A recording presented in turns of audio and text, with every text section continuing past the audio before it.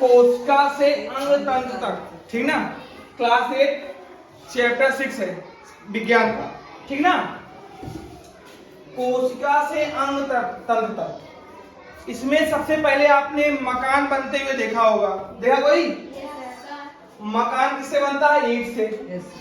ईंट से क्या बनती है? दीवार। दीवार से क्या बनता है? कमरा। कमरा से हमारा क्या बनता है? घर। ठीक इसी प्रकार हमारी क्या है? शरीर है, ठीक ना। आइए देखते हैं। शरीर विभिन्न अंग तंत्रों से मिलकर बने।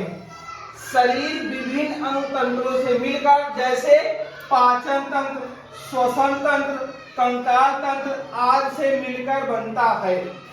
ये तंत्र अंगों से मिलकर बने होते हैं। एक जो हमारे पाचन तंत्र, श्वसन तंत्र, कंकाल किससे मिलकर बने हैं? ये अंगों से मिलकर बने हैं, ठीक है। जैसे आमाशय, छोटी आंत, नाक, कान, फेफड़े, हृदय आदि। इतना समझ में आ गया। उसके बाद क्या है? अंग पुनः छोटी छोटी संरचनाओं से मिलकर बनते हैं, जिन्हें क्या कहते हैं? जिन्हें ऊतक कहते हैं। क्या कहते हैं? ऊतक कहते हैं। संसार में अलग अलग प्रकार के जीव पाए जाते हैं, कितना अलग अलग प्रकार, ठीक ना। परंतु सभी से एक बात समान है। परंतु सभी में एक बात क्या है? समान है।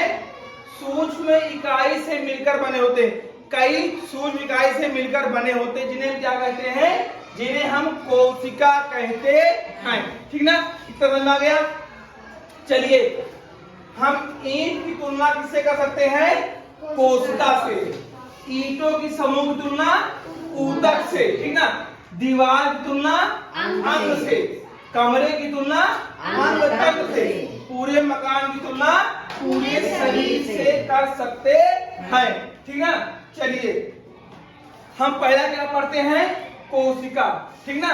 देखिए कोशिका, उसके बाद ऊतक, ऊतक के बाद अंग, अंग के बाद अंगतंत्र, फाइनल क्या बन गया? हमारी शरीर। ऊतक, कोशिका, ऊतक, अंग, अंगतंत्र और शरीर, ठीक ना। चलिए पढ़ते हैं हम कोशिका। पहले क्या पढ़ेंगे हम? कोशिका पढ़ेंगे।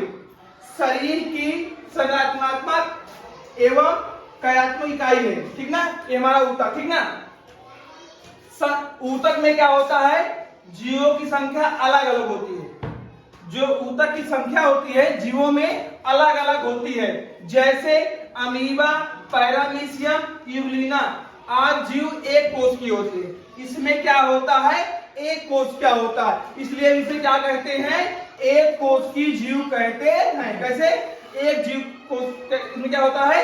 एक कोश क्या होती है, इसे क्या बोलते हैं? इसको हम एक कोश की जीव बोलते हैं। केचुआ, हाथी, मनुष्य, बंदर, बरगद आदि अनेक कोश की जीव हैं, इसलिए हम किन्हें क्या बोलते हैं? बहुकोश की जीव बोलते हैं, ठीक ना। कोशिका की संख्या कितनी भी हो, कोशिका की संख्या कितनी भी हो, इसमें क्या होते हैं? सभी में, सभी जीव में पोषण, उत्सर्जन, वृद्धि, श्वसन, जनन जैसी क्रिया होती है। कहने का मतलब क्या है? कोशिका में क्या हो? कोशिका की संख्या कितनी हो, इन सभी में उत्सर्जन होगा, पोषण होगा, जनन होगा, श्वसन होगा और क्या होगा? वृद्धि होगी। ये क्रियाएं क्या होती हैं? होती रहती हैं, चाहे एक कोश की हो और चाहे बहुकोश की हो, ठीक है। चलिए ये हो गया। और क्या है? जीव के शरीर को बनाने वाली सबसे छोटी इकाई, जीव के शरीर को बनाने वाली सबसे छोटी जो हमारी इकाई है क्या है? वो कोशिका है। कोशिका में जीव के सभी कार्य होते हैं। जो हमारी कोशिका है जीव के क्या होते हैं? सभी कार्य इसमें होते हैं, ठीक ना। इन आकृति एवं आकार, जो हमारे कोशिका हैं इसमें आकृति और आकार क्या होते हैं? समान नहीं होते हैं। जैसे यहाँ पर हमने क्या देखा अभी? पैरामीशियम, एक चप्पल नुमा आकृति के आकार के होते हैं, कुछ बड़े, कुछ छोटे, कुछ सूक्ष्म, ठीक ना। इनके आकृति और आकार क्या होते हैं? समान नहीं होते हैं। इतना समझ आ गया। चलिए यहाँ देखते हैं। यहाँ पर लिखा देखिए, सबसे बड़ी कोशिका किसकी होती है? सबसे बड़ी कोशिका जो हमारी होती है शुतुरमुर्ग पक्षी के अंडे का, सबसे बड़ी कोशिका जो शुतुरमुर्ग होता है उसका अंडे का, ठीक ना। सबसे छोटी कोशिका होती है माइकोप्लाज्मा नामक जीव की होती है। सबसे लंबी कोशिका कौन सी होती है? तंत्रिका कोशिका होते हैं, जिसकी लंबाई कितनी होती है? 1 मीटर। कितनी? 1 मीटर, ठीक ना। चलिए यहाँ देखते हैं कोशिका की संरचना। क्या देखेंगे हम लोग? कोशिका की संरचना देखेंगे। कोशिका का अध्ययन करने के लिए किसकी आवश्यकता पड़ती है? सूक्ष्मदर्शी की। कोशिका की अध्ययन करने के लिए हमको सूक्ष्मदर्शी की आवश्यकता पड़ती है, क्योंकि बिना सूक्ष्मदर्शी की इसको हम देख नहीं सकते हैं। बहुत छोटी छोटी कोशिकाएं होती हैं, जैसे हमारे अंदर बहुत ज्यादा छोटी छोटी कोशिका होती हैं, इसलिए कोशिका का अध्ययन करने के लिए सूक्ष्मदर्शी की आवश्यकता होती है। क्या है? सूक्ष्मदर्शी है, ठीक ना।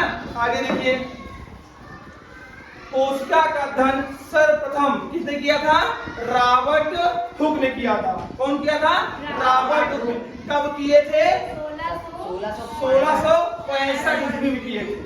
ये अपने स्वयं के द्वारा बनाई गई सूक्ष्मदर्शी से क्या किए थे? कोशिका को देखे थे। उन्होंने स्वयं बनाया था, ठीक ना, स्वयं बनाया था, ठीक ना। समानता एक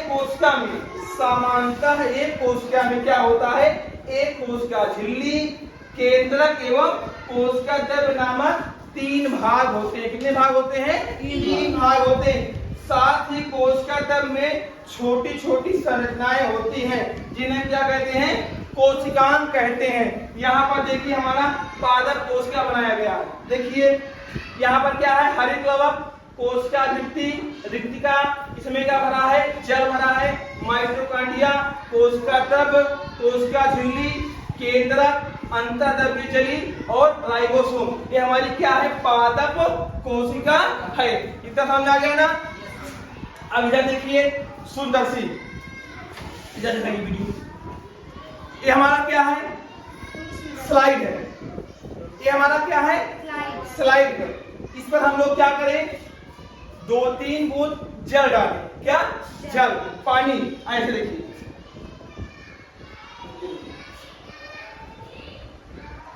जल दिख रहा है ना।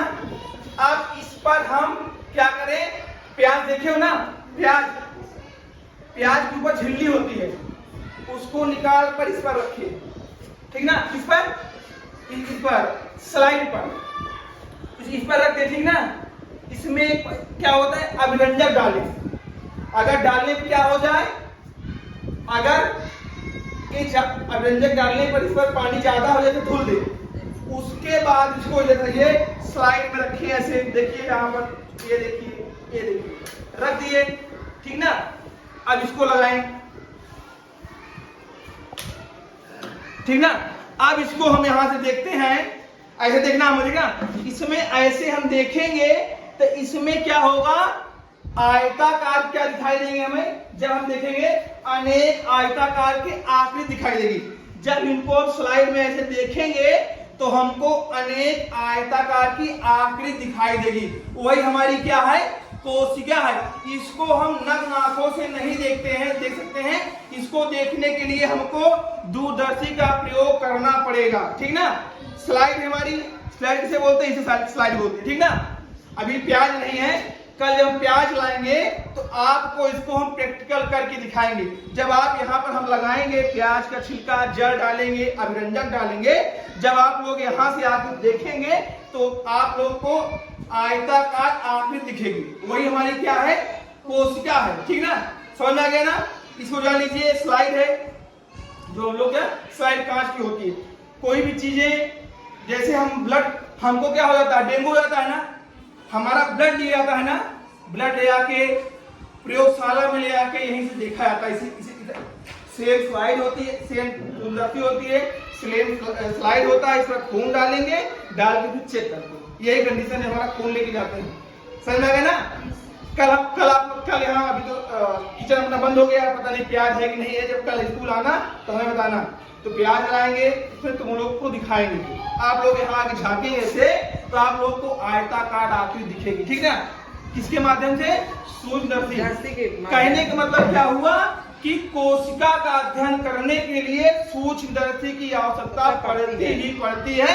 इसीलिए रॉबर्ट हुक ने 1665 ईस्वी में स्वयं के द्वारा बनाई गई सूक्ष्मदर्शी के द्वारा कोशिका को देखे थे, ठीक ना। इतना समझ आएगा ना। बाकी इसमें हम लोग कल पढ़ते हैं। कोशिका खत्म हो गया, कल हम लोग क्या पढ़ेंगे? ऊतक के बारे में, ठीक ना। कुछ पूछना किसी को? ठीक, ओके।